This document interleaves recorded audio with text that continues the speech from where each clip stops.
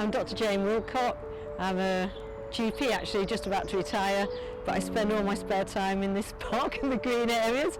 So myself and my husband founded and I chair the Friends of Harwood and Longsight Park, and our constitution is that everybody, regardless of mobility problems, should have access to green space and be able to enjoy it.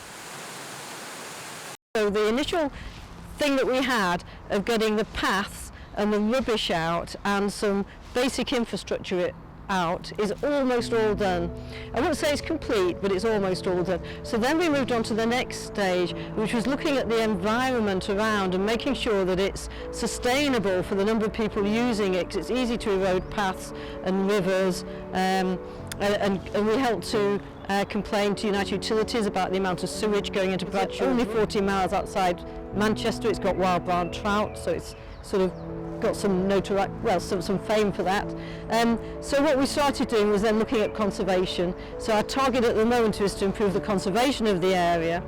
Interestingly, as part of that, although you're welcome to go off-piste and explore the park anywhere, if you actually have a good path in, it means people aren't going to wander off because it's so muddy and degrade a lot of the park, so it keeps the native wildflowers in better condition if we have good paths. So it's interlinked, but we're much more conservation focused at the moment. Well, as I say, access, when we first moved into looking at the park as a friends group, there was no seating that wasn't in a state of disrepair, difficult to find anywhere to sit. As you know, some people can't walk far, got angina, foot problems, whatever. So we put in a lot of seating, we repaired a lot of paths, and we've lobbied a lot with the council for improved path repair, with a lot of success actually. The reason friends groups are here is that council budgets have been cut back over about 15 years, so that the footpath budget and the park budget are very, very small, and sometimes also they're targeted into the more inner city areas, which means that the outer city areas miss out. So the reason we exist is to plug that gap.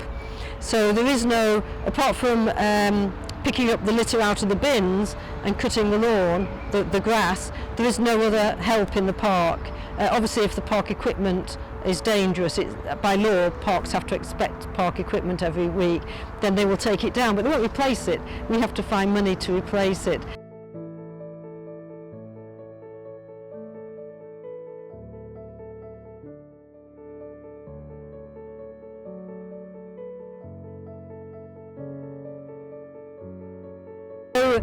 Anybody can become a friend of the group, and I'll put out on the WhatsApp when we're meeting and what we're doing, and then we'll get people coming. We might get 12 people, we might get 3 or 4 people. We've been meeting quite a lot recently, so we're down to 3 or 4, just trying to get a few things sorted out before United Utilities do their work in the park.